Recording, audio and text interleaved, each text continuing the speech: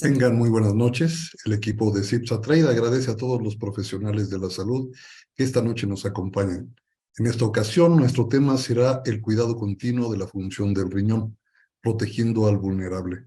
El doctor Alejandro Rosano García se formó como médico en la Universidad Popular Autónoma del Estado de Puebla. Realizó su pregrado en el Instituto Nacional de Nutrición Salvador Subirán, donde se especializó como cirujano general y recibió mención honorífica. Actualmente es coordinador del programa de cirugía de trasplante renal del Hospital Español. Además, es miembro del programa de trasplantes del Hospital Ángeles, Clínica Londres y Ángeles del Pedregal. Cuenta con un reconocimiento como miembro del equipo quirúrgico del primer trasplante hepático realizado en el Centro Médico Nacional 20 de noviembre del ISSSTE, llevado a cabo el 7 de enero del 2003. El doctor Rosano ha impartido más de 250 conferencias y ha sido autor y coautor de diversos artículos publicados en revistas internacionales y nacionales. Ha sido profesor de distintas instituciones como el Centro Nacional de Trasplantes, Centro Médico Nacional 20 de noviembre, Universidad Anáhuac, Fundación Clínica Médica Sur, UNAM e IPM. Doctor, es un placer contar con su presencia. Los micrófonos son suyos. La presentación amable, muy agradecido, y también agradecido con CIPSA Trade, mi amigo el doctor Marcelo Argote, por la invitación a hablar de este tema tan sensible en un día importante, en donde se pretende revisar las necesidades en un órgano muy importante en la vida de los seres humanos, como son los riñones, y en medicina lo definimos como la función renal. Es una plática muy interesante y la primera pregunta que todos nos debemos de hacer es: ¿cómo cuido mis riñones? ¿A qué me refiero con la función de los riñones? Este año se organizó por la Alianza Mundial del Cuidado del Riñón, que es una conjunción de esfuerzos internacionales por la Federación Internacional de Nefrología y la Federación Internacional de Fundaciones al Cuidado del Riñón. Es un esfuerzo mundial que involucra también a la Organización Mundial de la Salud y sus programas sectoriales a nivel mundial, para definir, por un lado, el tamaño del problema, por otro lado, las circunstancias que se han presentado en el mundo en la última década sobre todo, y preparé una plática interesante que se sale un poquito de los estándares a los cuales he estado presentando en los últimos años, en los foros y aquí mismo en CIPSA Trade. Va encaminada a conocer qué pasa con la enfermedad renal, de qué magnitud es el problema y las necesidades. Pero también este año el esfuerzo va encaminado a hacer conciencia de lo que se necesita e ir un poquito más allá.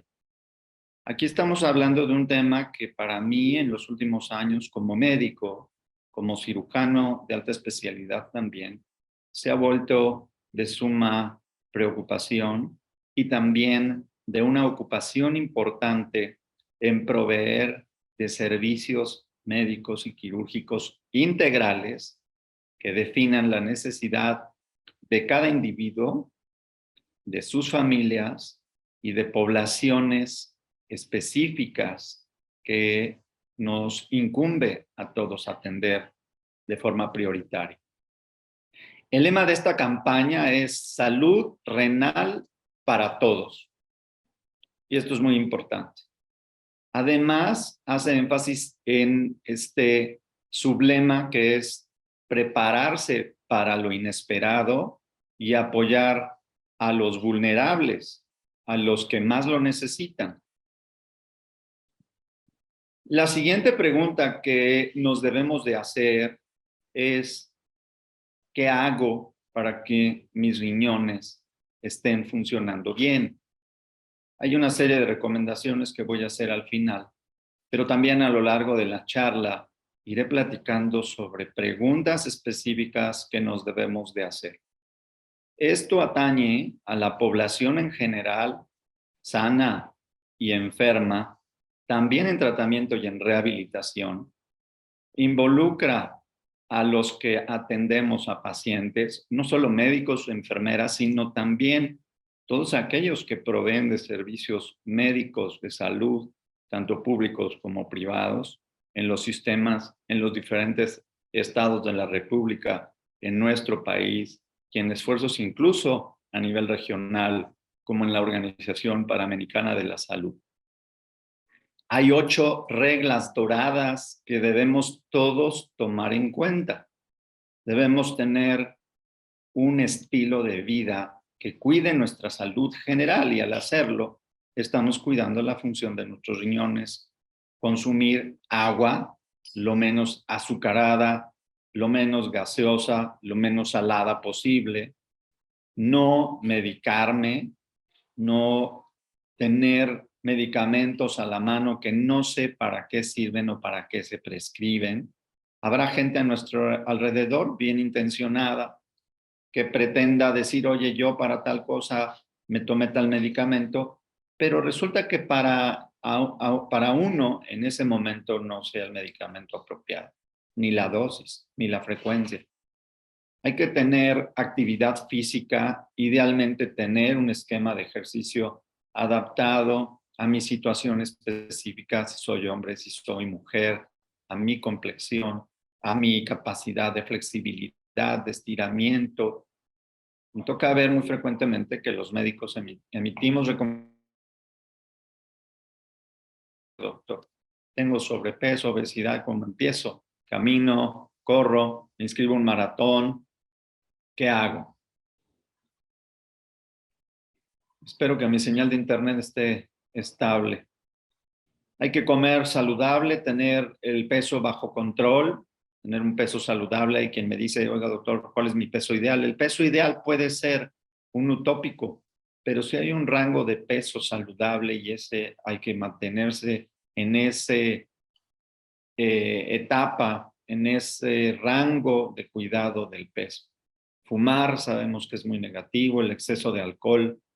Tener la medición de nuestros niveles de azúcar y monitorear nuestra presión arterial y checar nuestra función renal si tenemos factores de riesgo. Ustedes pueden ver aquí 8 reglas que suenan muy sencillas, pero en la práctica no son tanto, porque, pues bueno, me voy a medir mis niveles de glucosa. ¿Cómo me los mido, doctor?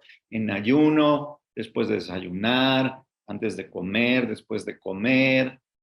¿Qué hago para medirme mis niveles de glucosa? Monitorear mi presión arterial, a dónde voy, a una farmacia, una enfermera que lo tome. Y hay reglas que se deben de respetar para obtener cifras que sean confiables y poder tomar decisiones. No quiero hacer de esto algo muy complicado, pero tampoco es tan sencillo como parece. Entonces, vienen una serie de láminas en donde voy a explicar qué podemos hacer. Vean ustedes esta gráfica que está en inglés, está publicada en una de las revistas de más prestigio a nivel internacional. Ahora resulta que es la más prestigiosa, ya desbancó a el New England Journal of Medicine como la más prestigiosa, pero que puede abarcar a todos los pacientes que tienen insuficiencia renal o que tienen ya un compromiso de la función renal. Entonces, hay una serie de, hay un universo grande de pacientes que pueden ustedes ver aquí en el lado izquierdo de la gráfica cuando hay una etapa inicial de daño que se llama médicamente una hiperfiltración. Pero la tasa de filtración glomerular, que es como medimos con más objetividad cómo está la función de los riñones, pues está a un 90%, para ponerlo en términos prácticos y sencillos. Pero vean ustedes cómo tenemos un escenario muy grande desde lo sano hasta cuando los riñones dejan prácticamente de funcionar, que es el extremo derecho de esta lámina, en donde ya hay una pérdida de la función renal residual y que se establece a partir, para fines prácticos, de los 10 mililitros por minuto por cada 1.73 metros cuadrados de superficie en un individuo. Entonces, aquí del lado amarillo, en este triángulo amarillo que ven ustedes, en el lado derecho de la gráfica, pues son aquellos pacientes que ya necesita sustituirse su función renal. En todo este escenario, que es muy amplio y que generalmente abarca años de deterioro, si es que el paciente está bien cuidado, puede convertirse en meses, en un periodo muy corto de tiempo, si es que el paciente no está bien cuidado, tanto desde el punto de vista médico como desde el punto de vista personal y familiar. Entonces vean aquí las medidas de soporte médico en la parte inferior de la lámina y las medidas de soporte en la parte superior de la lámina, que van encaminados, por un lado, a controlar y manejar los síntomas que presenta el dolor. Hay una que ustedes van a ver aquí de cuidados finales, o más bien de cuidados de soporte crónico en aquellos pacientes incluso que ya no son buenos candidatos para trasplante de riñón. Y aquí hago un paréntesis fundamental.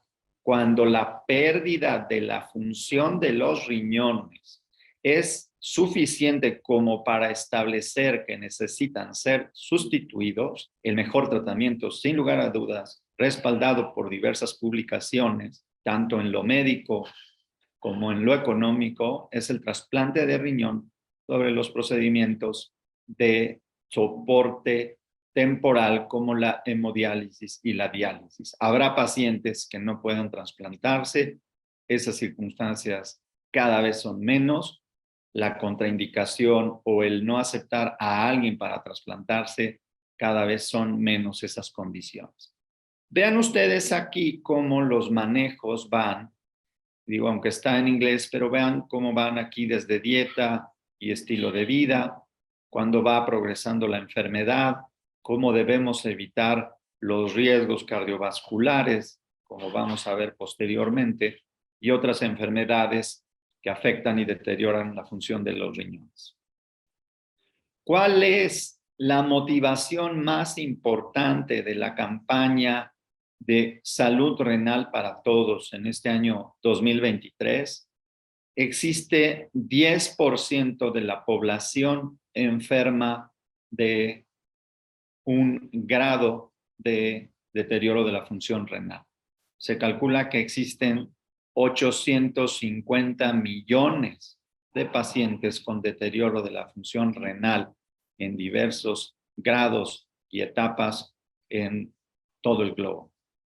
Esto involucra que tengamos conciencia de que los servicios de salud organizados por los gobiernos deben de ser seguros, continuos y sostenibles, y sobre todo en circunstancias como las que hemos presenciado en los últimos 3 o 4 años, en donde las catástrofes definidas como aquellas que ponen en riesgo a una población, a una región o al mundo entero, como ahora con la pandemia de la COVID-19, que implicó organización y coordinación a nivel regional e incluso a nivel mundial para establecer etapas de atención.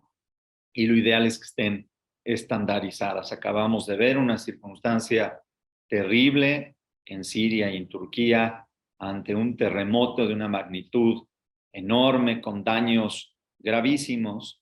Y entonces se hace énfasis en esta campaña que los pacientes con insuficiencia renal en etapas avanzadas y sobre todo aquellos que ya están en fase de sustitución tienen que en esas circunstancias acceder de forma continua a la atención que estaban recibiendo para que no se ponga en peligro su vida. Sabemos muy bien que derivado de la COVID-19 muchos tratamientos que estaban programados de tratamientos de cáncer, justo de pacientes que necesitaban un trasplante de riñón, se pusieron en la espera y desafortunadamente muchos no fallecieron por la infección por SARS-CoV-2, pero sí fallecieron por complicaciones y no haberse atendido su enfermedad primaria. ¿Quiénes están involucrados en este tipo de campañas que nos hacen conciencia? Y la respuesta que yo les doy es todos estamos involucrados. Habemos en la sociedad quienes tienen responsabilidades evidentemente más graves, tienen responsabilidades de acción inmediata, y eso implica estar conscientes de que hay que prepararse, tener un plan estratégico. Y entonces se solicita a los gobiernos del mundo que pongan atención en estas necesidades y en estas circunstancias que ponen a los vulnerables en mayor riesgo del que de por sí ya tienen, a los servicios de salud de cada uno de los estados, y yo les diría incluso de los municipios, que conozcan qué problemática existe de forma específica y cómo coordinarse adecuadamente con la atención que implica incluso el involucro de organizaciones civiles que tienen objetivos específicos, que tienen un interés genuino por ayudar a la sociedad y a los vulnerables y a sus familias, y que también debemos de hacer un hincapié fundamental en que los pacientes, las asociaciones de pacientes y sus familiares deben de tener cuidados, conciencia e involucrarse, no solo en la toma de decisiones, sino en prepararse para estos eventos catastróficos y ayudar a la misma sociedad, a las organizaciones y a los gobiernos a responder de forma inmediata a sus propias necesidades.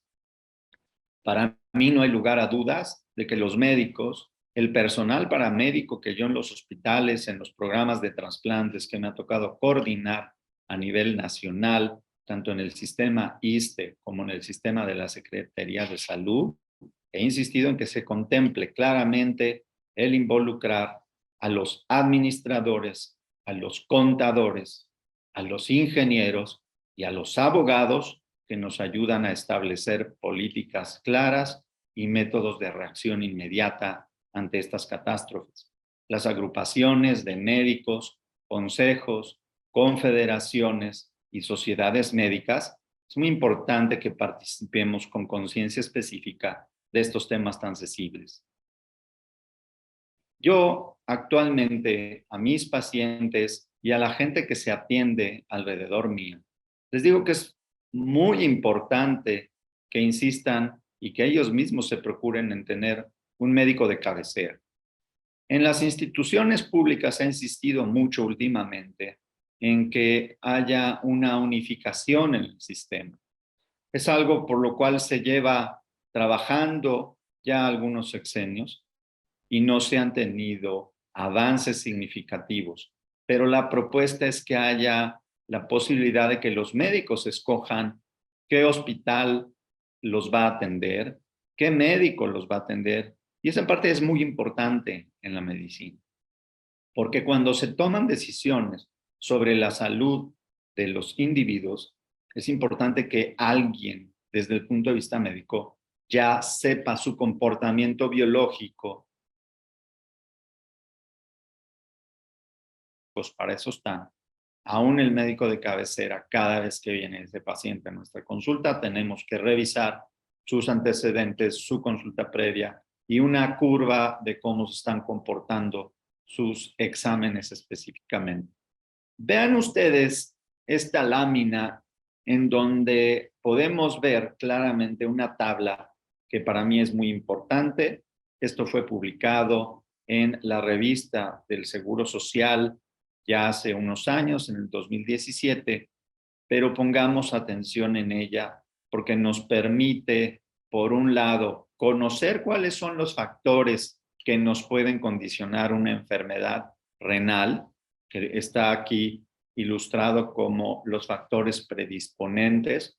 Hay que conocerlos. Si ya tengo más de 60 años, si en mi familia hay alguien que haya tenido ya enfermedad renal crónica, Evidentemente, la gran mayoría de nosotros somos hispanos de por sí, ya es un predisponente para enfermarme del riñón. En general, ser hombre tiene más factores de riesgo, aunque hay otras publicaciones en donde destacan que las mujeres tienen más predisposición.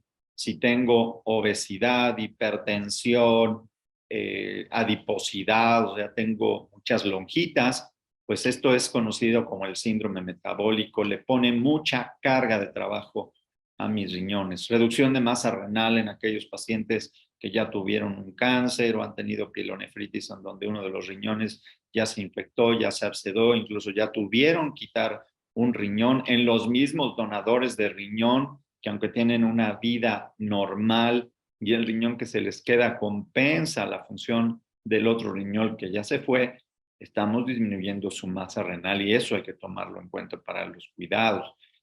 Un nivel socioeconómico con acceso limitado a servicios de salud y con educación menos amplia para cuidarse en salud, los estados de hiperfiltración, que son varias enfermedades en donde entran en eso, presiones arteriales sostenidamente altas, la anemia crónica, todos esos factores ya nos deben de poner en alerta para estar vigilando de forma periódica la función de nuestros riñones, de acuerdo a lo que establezca un médico, porque también me toca ver frecuentemente de, ya me hice exámenes, ya me hice incluso un check-up, el famoso check-up, pero lo riesgoso de hacerse exámenes de forma aleatoria o estos check-ups, cuando un médico no los revisa, carecen de significado y de valor, porque con cada resultado deben de tomarse decisiones, conclusiones y medidas específicas.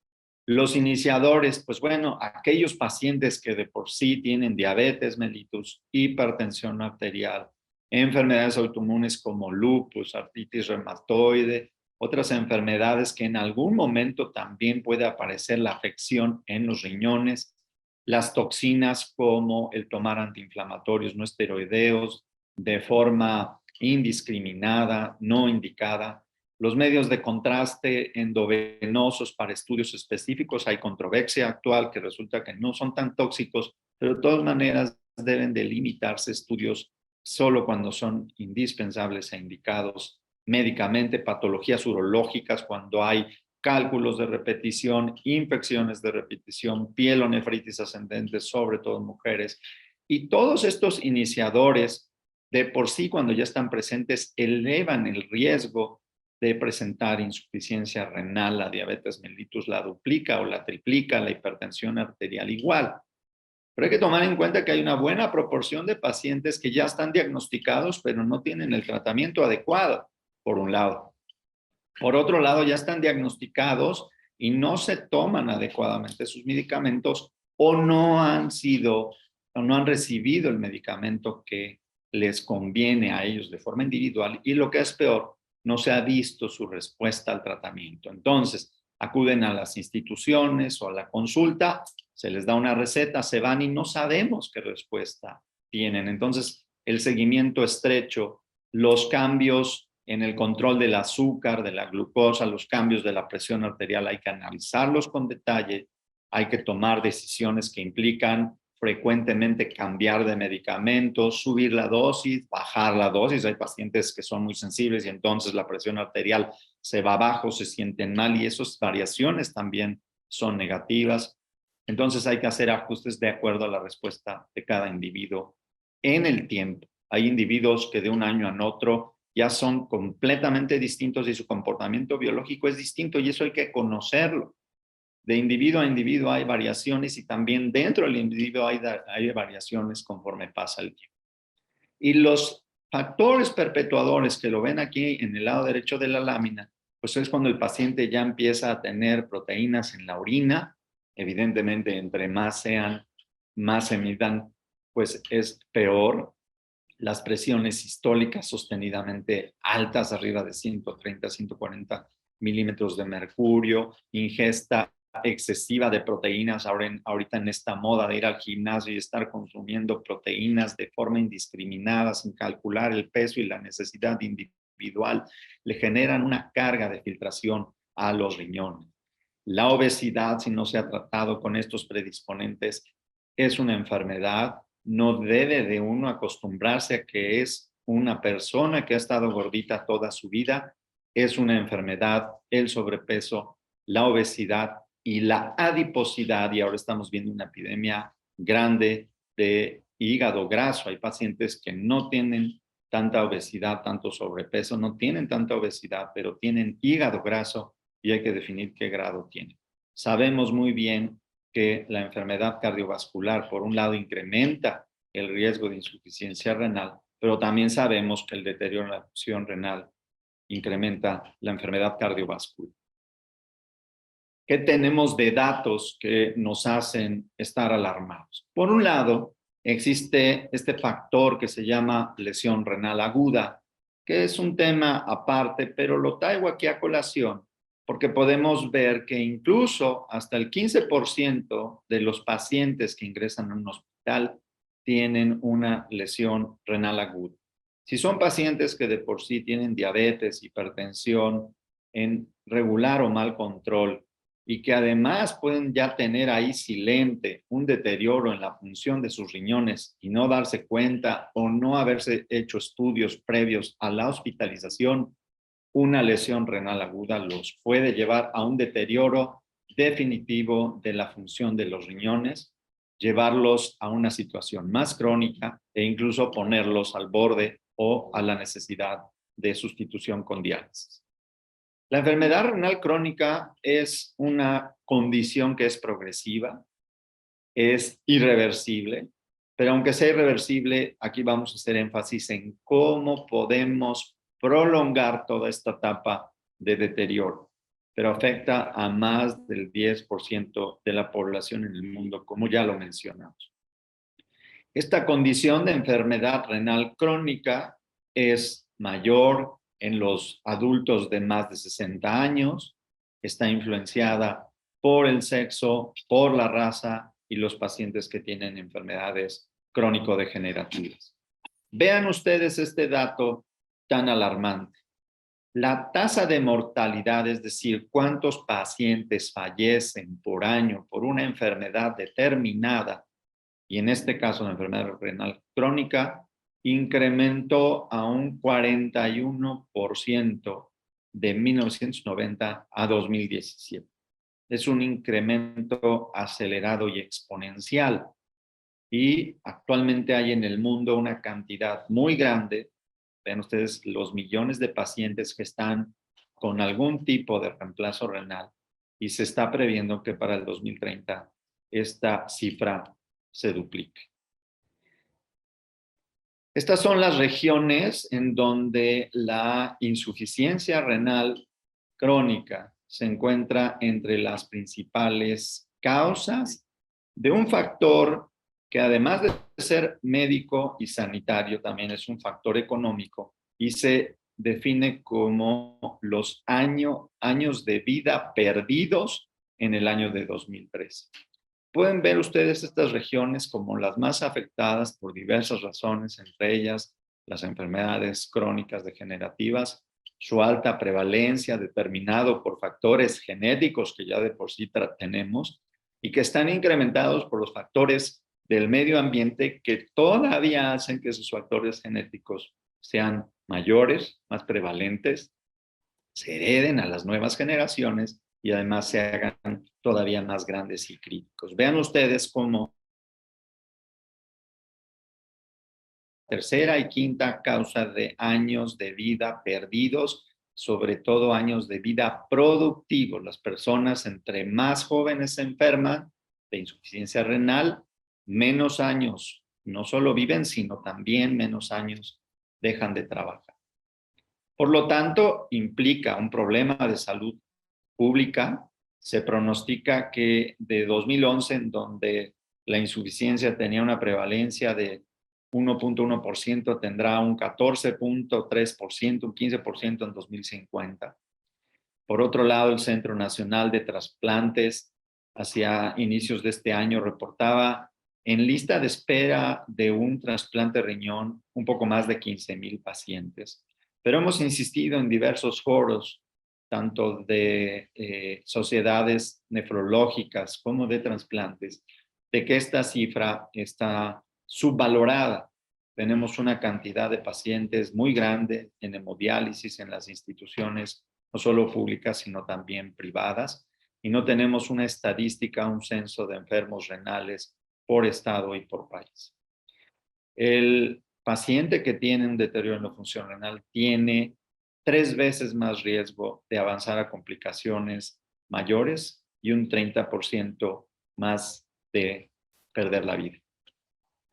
Vean ustedes estos datos en la revista del Instituto Mexicano del Seguro Social. En 2017, la carga de enfermedad renal crónica en México implica un 83% de incremento en muerte prematura. Esto quiere decir que son pacientes que no era esperable que murieran de cualquier enfermedad y que tuvieron una muerte antes de una expectativa de vida pensada para su género y para su edad en el momento de fallecer. Vean ustedes lo medido en la pérdida de años saludables. Aquí volvemos a insistir en este dato socioeconómico y de salud, en donde más de 122,000 años perdidos en los hombres y más de 125,000 años perdidos en las mujeres como global en nuestra población actualmente. En 2 décadas, el incremento de este padecimiento renal pasó del lugar 20 al lugar 5, representando casi un 400% de incremento. Para 2014, se calculó que el 0.8% de los derechohabientes atendiéndose por enfermedad renal crónica en el IMSS representó un gasto de más de 13,000 millones de pesos. Si calculamos que para el 2017 había más de 60,000 pacientes en diálisis y a ellos les diéramos un acceso universal a los métodos de sustitución, cual fuera hemodiálisis o diálisis peritoneal, representaría el 40% del gasto programado en salud. Eso es, en cifras, 33,000 millones de pesos por año. Es insostenible. Entonces, aquí nuestra conciencia debe de ir encaminada a las fases del continuo de la atención médica. Me toca escuchar en diversos foros que la prevención es fundamental. Sí, y yo insisto que la prevención es continua. Cuando ya la enfermedad renal crónica se presentó, la prevención de la enfermedad crónica ya pasó. Pero sí podemos seguir haciendo prevención en cuanto a que estos individuos no fallezcan de un infarto temprano, porque sabemos que el riesgo cardiovascular está incrementando. Entonces, la prevención es un continuo, por un lado. Por otro lado, si ya falló la prevención, tenemos que hacer énfasis en el diagnóstico y la tipificación del problema en los pacientes. Si ya están enfermos, bueno, saber en qué etapa están. Y finalmente, el continuo del tratamiento, que ya vimos que es una gama variada y muy amplia de intervenciones médicas en momentos específicos por individuo y por poblaciones, y además que incluya la rehabilitación, en donde coloco como tratamiento estándar en la cúspide de la pirámide el tratamiento más efectivo, que es el trasplante de riñón, en donde el paciente tiene una rehabilitación prácticamente al 100%, vuelve a ser productivo y disminuye sus riesgos. La siguiente pregunta es, ¿tengo falla renal o cómo están las funciones de mis riñones? Y bueno, pues la lesión renal, cuando es aguda, pues hay un incremento rápido de la creatinina, para lo cual hay que saber cómo está previamente, disminución en la producción de orina, oliguria, anuria, y una colección de problemas que ahora lo vivimos con la pandemia del COVID, en donde el paciente tenía sepsis, una respuesta inflamatoria severa, con involucro de fiebre, deshidratación, síntomas extrapulmonares o extrarrespiratorios de la COVID, que llevaron a insuficiencia renal. Algunos pacientes entraron a diálisis, unos entraron a terapia de sustitución pulmonar como el ECMO, además de hemodiálisis para detener todo este deterioro de falla orgánica múltiple, y salieron adelante, pero algunos con secuelas, y esa es una carga todavía mayor al sistema de salud y económico. Y ahora, mediante criterios estándar, es posible realizar estimaciones de incidencia y prevalencia de la lesión renal aguda. Pero bueno, ¿cuáles son las manifestaciones de una insuficiencia renal crónica? Pues la uremia progresiva, cuando los niveles de creatinina, buniurea se empiezan a elevar sistemáticamente, hacemos una curva, una tabla en donde vemos que el paciente está elevando esto que en medicina conocemos como azuados, se empieza a tener una anemia que se va volviendo crónica, que requiere de hierro y de eritropoyetina para estabilizarse, algunos pacientes incluso de transfusión, que si son candidatos a trasplante de riñón hay que evitarla lo más que se pueda. Los pacientes empiezan a tener sobrecarga de volumen, exceso de líquidos, algunos requieren ya de la diálisis porque no pueden manejar el exceso de volumen en el sistema circulatorio, anomalías electrolíticas, sobre todo la elevación de potasio, la elevación del ácido, la acidemia, los pacientes empiezan a respirar más rápido, empiezan a tener fatiga, se cansan, están edematizados y trastornos que involucran el metabolismo del calcio y del fósforo con descalcificaciones e incremento en la osteoporosis. No quiero hacer una extensiva el análisis de los grados de falla renal aguda, pero ustedes lo pueden ver aquí de manera gráfica en 3 estadios. Esto es para pacientes que estamos esperando que recuperen su función renal, pero hay algunos que es una falla renal sobre falla crónica y hay que definir cómo van a salir después de esta falla renal y sobre todo tratar de optimizar sus condiciones para que finalmente no caigan en hemodiálisis. Entonces, aquí en la enfermedad renal crónica empieza a haber cambios estructurales que se ven en los estudios de imagen, primordialmente desde el ultrasonido, y las funciones por diversas causas y razones, entre las que ya mencionamos, pero también enfermedades primarias de los riñones, infecciones recurrentes, urolitiasis y en los niños algunas enfermedades metabólicas congénitas y algunas anomalías urinarias. Entonces, la pérdida de la función renal de forma crónica se puede definir ya como una disminución en la tasa de filtración glomerular por menos de 60 mililitros por minuto por cada 1.73 metros cuadrados de superficie, o bien, aunado a esto también los marcadores de daño renal, como el incremento en la excreción de albúmina en la orina, hematuria o también de proteína total. Y también algunas anomalías que pueden irse siguiendo por ultrasonido o imagen en menos de 3 meses de los seguimientos. Los pacientes que tienen enfermedad renal crónica tienen una progresión lineal en el deterioro, lo que se asocia a episodios superpuestos de insuficiencia renal aguda u otros factores como difícil control de la presión arterial, van requiriendo de más medicamentos, tienen respuestas parciales a diuréticos, vemos que ya no responden igual a los diuréticos que se les daban y entonces hay que cambiarlo o incrementarlo o se empieza ya a deteriorar de tal forma que ya no es conveniente incluso tratarlos con diuréticos. En los estadios iniciales tampoco voy a detenerme mucho en esto porque no es el enfoque primordial de la campaña ni tampoco pretendo dar una clase completa de esto, pero bueno, los grados 1 y 2, en donde hay hiperfiltración, pues es muy importante que el paciente tenga conciencia de que debe de estar monitoreado estrechamente, reduzca notablemente el consumo de sal para que no tenga retención de líquidos, su dieta debe de cuidarse, individualizarse con una nutrióloga que tenga especialidad y que tenga dedicación para pacientes que tienen insuficiencia renal crónica, porque me toca ver incluso que en ocasiones los restringen innecesariamente en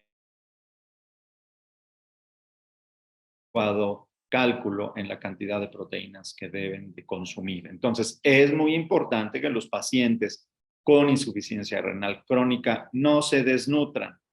Todo paciente vulnerable debe de tener un estado de nutrición saludable y esto implica no solo el peso y la adiposidad, sino también las condiciones indirectas y de laboratorio que nos ayudan a determinar el grado de nutrición de los pacientes de acuerdo al avance de su enfermedad.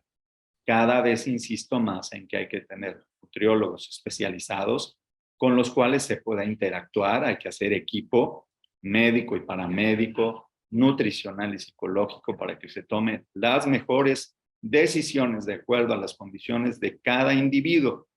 No podemos hacer cartabones o machotes en donde a 100 pacientes les demos las mismas recomendaciones nutricionales y de cuidados médicos. Todo tiene que ser un traje a la medida. Que la actividad física sea proporcional a sus necesidades, a sus condiciones físicas, y que si tienen exceso de peso, esta pérdida de peso sea con base en pérdida de grasa corporal y no en base a pérdida de masa muscular, que generalmente conlleva pérdida de la fuerza, y sabemos muy bien por diversos estudios que los pacientes con enfermedades crónicas degenerativas, si pierden fuerza, van a vivir menos, su calidad de vida durante esos años de vida va a ser mala, se deteriora, y cuando vengan problemas, como ahora lo del COVID o una influenza o cualquier tipo de infección, se van a defender peor y tienen más probabilidades de morir. Entonces, un peso saludable no es lo único, sino también una nutrición integral bien establecida. Los pacientes que ya tienen una enfermedad renal crónica que pasa ya a moderada, y vemos aquí cuáles son los parámetros con los cuales se disminuye la tasa de filtración glomerular, lo pueden leer ustedes en la parte superior de la lámina, se agrega una cantidad adicional de excreción de proteínas en la orina, y además debemos de estar muy pendientes de no tener una falla renal aguda, pacientes que tienen diarrea, vomitan, se deshidratan, hacen mucho ejercicio, de repente se les pasa la mano, deben de tener cuidado porque esta deshidratación implica que pierdan su función renal. Hay que tener un manejo sintomático, los pacientes pueden tener calambres o experimentar otro tipo de problemas que debe de ser manejado médicamente de forma adecuada, considerar los mejores medicamentos para controlar la presión arterial, los niveles de glucosa en sangre y fármacos adicionales para enfermedades adicionales a la insuficiencia renal crónica, si tienen algún problema cardíaco, si ya tuvieron infarto, hay que tomar medidas muy importantes. La participación de un cardiólogo que nos ayude a prevenir el deceso, la defunción de los pacientes con esta problemática, debe de incluir realizar angiotomografía de coronarias, pruebas de esfuerzo o inclusive cateterismos para definir el estado de salud de las coronarias y prevenir el incremento de la muerte por enfermedad cardiovascular o cerebrovascular. Si los pacientes tienen infección, hay que diagnosticarla con precisión y recibir un tratamiento inmediato. Los pacientes que ya tienen una disminución de la función renal con estos parámetros, entonces ya empiezan a tener síntomas de intoxicación urémica, los azúcares están elevados, hay que mantener un continuo de prevenir las condiciones de falla renal aguda y también el manejo de infecciones y comorbilidades. Manejo para riesgo cardiovascular en esta etapa sí o sí, ver electrocardiograma, placa de tórax, pruebas de esfuerzo directas o indirectas, el cardiólogo bien prevenido, el nutriólogo, psicología, y en esta etapa incluso ser referidos a un programa de trasplante de riñón. Vemos el papel de diversos medicamentos en esta etapa que tienen que estar monitoreados. Y en la etapa de sustitución vemos ya la pérdida por abajo de 15 mililitros por minuto. Se debe haber un continuo del manejo de los síntomas, el control más estrecho de las comorbilidades y de los especialistas, estar bien comunicados para llevar al paciente con objetivos meta que se deben de cumplir. Y bien importante en esta etapa, preservar lo más que podamos por todos los medios esta función renal residual. Si el paciente todavía orina, hay que mantener los niveles de diuresis lo más sano posibles y que no tengamos una congestión o de repente de forma súbita un edema agudo de pulmón que nos lleve a la terapia intensiva a estos pacientes con incremento de la mortalidad. Entonces, la terapia de sustitución en estos pacientes ya es inminente. Hay pacientes que de acuerdo a sus condiciones uno está previendo médicamente que ya van a requerir sustitución y pueden entrar a un programa de trasplante de riñón que a nivel mundial se conoce como anticipado o preemptive en inglés, en donde antes de entrar a diálisis entran a trasplante, sobre todo si tienen un donante vivo, y entonces se evitan las complicaciones y el deterioro asociado a las diálisis crónicas, y entonces los resultados son mucho menos. No hay lugar a dudas que el trabajo multidisciplinario e interdisciplinario es fundamental en esta etapa. Establecer un médico líder que conozca a la perfección al paciente y sus condiciones y que pueda hacer participar a los especialistas pertinentes en tiempo y en circunstancias que lo permitan para no depender de una máquina de hemodiálisis como lo vemos aquí en la lámina. ¿Cuál es el momento ideal para el trasplante? Pues cuando vemos que el receptor, el paciente que va a recibir el trasplante, todavía tiene una función residual. Antes de requerir esta diálisis, hay que referirlo a un centro de trasplante 6 o 12 meses antes de que inicie para conocer sus condiciones y corregir aquellas comorbilidades que nos hagan permitir que el paciente llegue a las condiciones más favorables para el trasplante, para que no solo sobreviva, sino que ese riñón funcione durante muchos años en las mejores condiciones físicas y de salud global o integral de este paciente. ¿Cuáles son las especialidades que detectan tempranamente a estos individuos? Pues desde los médicos generales en las poblaciones rurales y suburbanas, los médicos internistas, los nefrólogos y también los médicos en urgencias en las unidades que están detectando pacientes que llegan por alguna otra enfermedad o condición urgente y que notan que tienen un deterioro en la función. Vean ustedes la cantidad de trasplantes de riñón que estamos haciendo a nivel nacional. Vean cómo disminuyó durante la pandemia de la COVID-19 y estamos recuperando apenas algunos números. Esto es de alarma y alerta porque los centros que trasplantamos de riñón en el país debemos de ser más, debemos de estar bien estructurados y coordinados para disminuir la carga de pacientes que tienen enfermedad renal crónica, pero hay que hacer conciencia de que estos pacientes de todas maneras tienen un incremento de regresar a diálisis, por lo tanto su injerto debe estar bien cuidado y sus condiciones de salud bien vigiladas. Fíjense aquí este dato publicado en New England Journal of Medicine en el 2016. ¿Cómo ayuda a un trasplante a alguien que tiene una insuficiencia renal crónica? Pues vean aquí esta gráfica tan bonita en donde en Estados Unidos hay un registro de pacientes trasplantadas que están embarazadas y no solo embarazadas, sino que lograron su embarazo. Vean la cantidad creciente de pacientes. En azul vemos las gráficas del número de pacientes que se trasplantaron de riñón, que lograron un embarazo a término.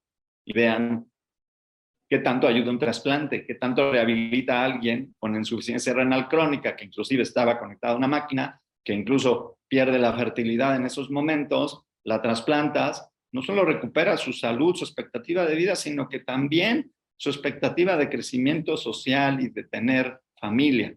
Vean ustedes esta lámina, quédensela en la mente, y entonces así ayuda el trasplante a las personas. Pero hay que pensar también que qué bello sea que una gran cantidad de pacientes no lo necesiten el trasplante. Hay que prevenir con todas estas medidas para que este incremento en las necesidades de salud no sea tan grande. Los puntos claves del trasplante renal, que en el Día Mundial del Riñón siempre insisto, el trasplante de riñón es muy importante, debemos conocer sus indicaciones y cómo promoverlo, y aquí me dirijo claramente a los médicos de primer contacto cuando tengan frente a ustedes a un paciente con insuficiencia renal crónica, sí o sí se les debe de mencionar la opción de recibir un trasplante de riñón, conocer cuáles son los trasplantes para que tengan una referencia temprana, justa y puedan tener acceso al mejor tratamiento en insuficiencia renal crónica. Hay que buscar la situación ideal y deseable. Nosotros tenemos la obligación como sistema trasplantador de tener injertos renales que sean compatibles en cualquier lugar de la República, preservar los injertos con mínimo daño y con mínimo impacto en el receptor, garantizar el tratamiento inmunosupresor desde las autoridades, desde el gobierno, desde las autoridades regulatorias. Esto es algo muy serio. Ahora que hubo un llamado de COFEPRIS ante un medicamento que no cumple con las condiciones y se le estaba dando a los pacientes con trasplante de riñón, esto es algo que debe de llamar la atención para que las autoridades tomen medidas preventivas y esto no suceda. Y hay que prolongar la vida de los injertos una vez que han sido trasplantados. Vean ustedes todas las opciones que hay en trasplante de riñón, las opciones de donación, pareja compatible, incompatible, contra grupo sanguíneo, contra prueba cruzada positiva, trasplante renal cruzado, de un donador que le quería donar a alguien pero no es compatible, pero le puede donar a otra pareja y se puede hacer un trasplante simultáneo de 4 personas al mismo tiempo y hacer una cadena incluso de trasplantes de riñones que involucre a todo el país, implica un esfuerzo, implica una coordinación, pero todo esto se logra en el mundo con sistemas de salud avanzados que toman en cuenta los mejores tratamientos para su población. ¿Qué debemos de hacer en esta campaña de concientización? Los gobiernos, vean ustedes, trabajar y asegurar la resiliencia de los sistemas para responder ante catástrofes, ante situaciones de urgencia y tomar en cuenta a estas comunidades vulnerables de enfermedad renal crónica. Toda comunidad tiene sus necesidades. Hay que incluir la perspectiva nefrológica para comprender la necesidad, tener infraestructura apropiada para los desastres y tener un plan maestro que contemple a los pacientes con enfermedad renal crónica, que ya vemos que no son pocos, son muchos, fuerza de trabajo de especialistas con entrenamiento y sensibilidad para atender estas catástrofes, coberturas de áreas geográficas bien definidas y los accesos, atención continua con telecomunicaciones, tener internet y sistemas digitales que puedan responder de manera directa e inmediata. Los sistemas de salud, por otro lado, proveer de entrenamiento a equipos integrales ante catástrofes, que involucra todo un sistema que puede incluir el sistema sanitario del ejército y de las organizaciones civiles, favorecer el uso de telemedicina y apoyo remoto a las unidades de hemodiálisis que atienden a enfermos renales crónicos, la educación de los pacientes y los educadores ante circunstancias de catástrofe, adoptar y conocer y difundir planes de emergencia ante estas circunstancias específicas para estos enfermos también en específico, abrir hospitales temporales como lo vimos ahora con la COVID-19, pero que incluso se tiene que aplicar para pacientes que requieren hemodiálisis de sostén crónica e incrementar el número de camas en los hospitales disponibles que tengan acceso a las máquinas de hemodiálisis. Vean un sistema de salud cómo debe de reaccionar ante un desastre, pues hay que tener un coordinador en jefe que responda para aliviar la carga de los desastres. Si no responde en qué escala y en qué toma de decisiones va a ir para resolver la problemática específica. Las organizaciones civiles ante esta campaña deben de promover la atención primaria en salud y médica a los necesitados, ayudar a los médicos a llegar a las comunidades que lo requieren, facilitar el transporte de insumos y recurso humano médico, contribuir a la captación y la distribución de equipo y material médico para diálisis y hemodiálisis, la promoción de la conciencia de los desastres y la preparación de las comunidades, sobre todo las más vulnerables, incluir y promover los planes que incluyan a la enfermedad renal como un mecanismo de respuesta, vigilar la continuidad de la atención ante el desastre y el papel fundamental de la comunicación veraz, oportuna, certera y que sea también digital y emitir los comunicados de información. Y las personas afectadas por la enfermedad renal y las asociaciones, también que conozcamos que podemos tener un plan predeterminado, porque ayuda a salvar vidas, una lista de cotejo de contingencias que incluyan incluso recetas antes de tiempo. Doctor, súrtame mi receta, mi medicamento, quiero tener un stock, un almacén ahí guardado que no esté caducado, con una lista de necesidades, con medicamentos, dosis, horarios. Ahora a mis pacientes les doy un esquemita, una tablita en donde tienen el medicamento, la presentación, la dosificación y horarios específicos para que no lo estén tomando de repente 5 medicamentos al mismo tiempo, tener números de emergencia de mi médico, de la unidad de hemodiálisis, una unidad de hemodiálisis alterna, una unidad de emergencia que esté más cercana a mi casa, 2 semanas extra de fármacos con un almacén de 7 a 14 días de suplementos dietéticos en los pacientes que ya están con suplementación, una bolsa a prueba de agua con documentos sensibles, mi historia clínica, mis medicamentos, mis datos de contacto, mi expediente clínico y información incluso de enseñanza que le muestra al paciente si está ante un terremoto y está conectado a una máquina de hemodiálisis, cómo él mismo puede desconectarse de la máquina de forma segura. La calidad de vida es fundamental y debemos de hacer énfasis en que todos estos sistemas deben de estar dirigidos a que el paciente viva más, viva mejor, con más fuerza, con menos dependencia. Podemos pensar que el paciente va a requerir asistencia, pero que sea independiente. En resumen, sabemos que la enfermedad renal crónica es una condición progresiva. Ya vimos qué cantidad. La insuficiencia renal suele ser asintomática, hay que revisarse. Las guías internacionales del consorcio CADIG ofrecen una guía amplia para los médicos, debemos de conocerla, un trabajo inter y multidisciplinario donde el paciente es el líder de sus propias decisiones, pero bien informadas. ¿Cuáles son las conclusiones? Pues el objetivo principal del tratamiento es conservar la función renal residual por el mayor tiempo posible, tener dietas que sean saludables, las guías internacionales hay que conocerlas y seguir las 8 reglas de oro para cuidar nuestros riñones. ¿Qué recomendaciones les puedo dar en mi experiencia como médico, como cirujano de trasplantes? Conozcamos los accesos de atención médica de los cuales disponemos, si es una institución pública, si son varias instituciones públicas, si tengo un seguro de gastos médicos, dónde me puedo atender, quién me atiende, en qué condiciones.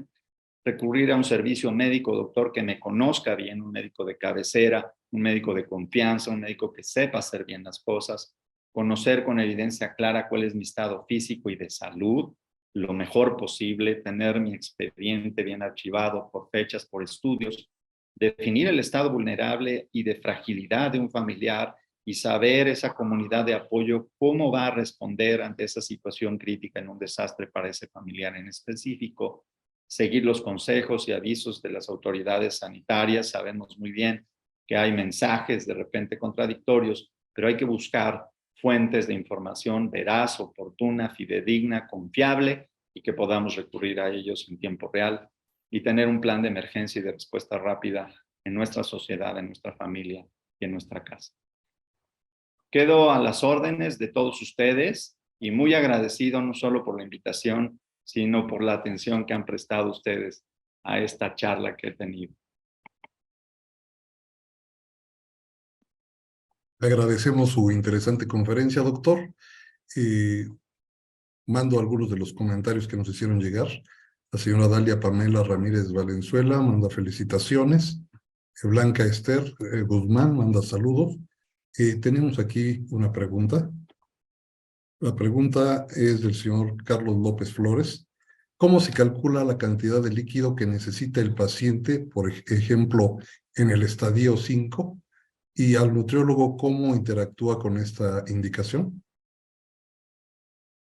Es una pregunta muy interesante que depende de varios factores. Por un lado, la condición específica del paciente. Hay que saber qué cantidad de orina residual tiene. El paciente es conveniente que conozca cuánto orina. Yo lo que les digo es, bueno, tengan en el caso de los hombres, un pato, que ahí mismo donde vacían la orina pueden medir cuánto orinan por vez y entonces registran desde la primera orina de la mañana de ese día hasta la primera orina,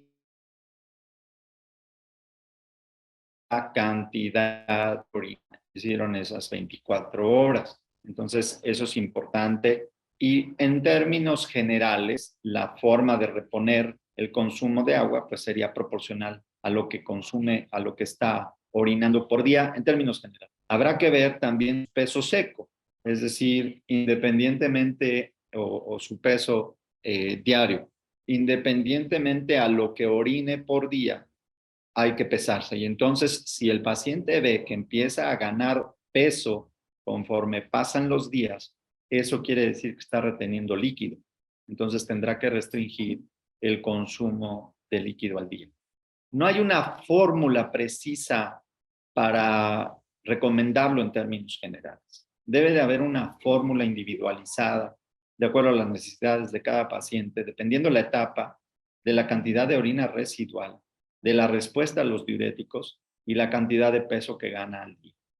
La nutrióloga establece la cantidad de líquido, de sal y de azúcares que consume con base en el historial clínico del paciente, sus necesidades físicas de acuerdo a sexo, talla, peso y condiciones de enfermedad. Y también con base en los resultados del laboratorio si hay que restringir el consumo de potasio, de ácidos que puedan incrementar la acidemia en la sangre y también de otros nutrientes de los cuales el paciente pueda estar carente. Fórmulas específicas, siempre es conveniente individualizarlas, tomar la decisión en el tiempo real y monitorearla conforme pasa el tiempo para ver la respuesta del paciente de acuerdo a las medidas que se han tomado. Los pacientes que ya están en una insuficiencia renal y que tienen que ser sometidos a diálisis, el líquido que se restringe es con base a la cantidad de líquido que se extrae en la diálisis, en la hemodiálisis sobre todo. Vemos que cuando los pacientes no tienen un buen apego a las medidas o que consumieron un exceso de líquidos es porque al llegar a la unidad de hemodiálisis ganaron mucho peso y entonces hay que extraerles más líquido de lo que estaba programado. Esas condiciones no son recomendables porque estamos forzando el sistema cardiovascular cada vez que tenemos una hemodiálisis que implica sacar más líquido a este paciente que tuvo un consumo excesivo de líquidos durante el día de acuerdo a sus necesidades. Blanca Esther Guzmán Ortiz pregunta, en pacientes con hipertensión con desprendimiento de córneas, ¿se puede trasplantar 2 riñones o 1? Y de ser así, ¿se dejan los riñones enfermos? Sí, bueno, la condición de lo de la córnea pues es algo independiente, pero bueno, la sustitución con un trasplante, un riñón es suficiente, no cuando se trasplantan 2 riñones, pues generalmente es de un donador fallecido. Hay veces que el donante es muy chiquito y entonces hay que usar esos 2 riñones en un receptor que necesita esos 2 riñones. Pero en términos generales, solo se trasplanta un riñón, tanto de donante vivo como de donante fallecido. Se trasplanta generalmente en la parte baja del abdomen o de la pelvis del lado derecho, aunque también puede trasplantarse del lado izquierdo. Y en términos generales no es necesario quitar los 2 riñones que están enfermos en el individuo que requiere un trasplante, salvo condiciones específicas como en los pacientes que tienen quistes renales gigantes, tienen una poliquistosis renal. El tamaño de los riñones puede estorbar el trasplante del riñón o bien que estos quistes estén infectados o llenos de pus o llenos de sangre, entonces hay que quitarlos. Pero en general, los pacientes que tienen insuficiencia renal, estos riñones nativos, como se conoce a los riñones con los que uno nace, se hacen pequeños, se atrofian, se llama médicamente. En el ultrasonido uno los ve ya muy disminuidos de tamaño. Su forma generalmente se modifica también por el tamaño y entonces no es necesario extirparlos. Una última pregunta. José Enrique León García pregunta, ¿cuáles son los criterios en base al laboratorio para iniciar una terapia de reemplazo? El paciente tiene frecuentemente sobrecarga de volumen, tiene edema en las extremidades, puede tener líquido en el abdomen o líquido en la pleura, derrame pleural, o bueno, puede tener en el grado avanzado edema agudo de pulmón o tener ya líquido en los pulmones. Eso es uno de los criterios para diálisis, la sobrecarga de volumen. Por otro lado, las cifras de potasio, cuando son ya difíciles de controlar, si es que el paciente todavía orina, pero requiere más dosis de diurético, dosis, ¿cómo se llama? cifras por arriba de 6 de potasio, ya con difícil de control. Los niveles de ácido en la sangre, conforme se empiezan a acumular, el pH disminuye, pues la acidosis también es un criterio de diagnóstico, digo, para someterlos a diálisis. Y la uremia, ¿no? Cifras arriba de 200 de urea, de BUN, que implique ya intoxicación neurológica, implican ya ser sometidos a hemodiálisis. Evidentemente, en la gran mayoría de los pacientes no se espera que haya criterios de gravedad como una uremia con encefalopatía, trastornos electrocardiográficos por hipercalemia o elevación de potasio, acidosis grave que ponga en peligro también la vida del enfermo o la conciencia, y una sobrecarga grave con edema agudo del pulmón. Generalmente esto se va programando y antes de que tengamos esos criterios ya de alerta, pues el paciente se le coloca un catéter que puede ser temporal o permanente, o inclusive programar la realización de una fístula arteriovenosa para que pueda ser conectado de forma crónica a la máquina de hemodiálisis. Teresa de Jesús Ayestarán Trujillo dice: gracias por tan excelente ponencia. Narda Fabiola Dueñas Villafuente, solamente felicitar al doctor por su excelente ponencia e información. Invitamos a nuestros asistentes a esta conferencia que nos hagan llegar sus dudas e inquietudes y las haremos llegar a su vez al doctor. Y agradecemos su excelente ponencia, doctor. Que tengan muy buena noche y estén pendientes de nuestra siguiente participación y transmisión. Buenas noches. Gracias y buenas noches a todos.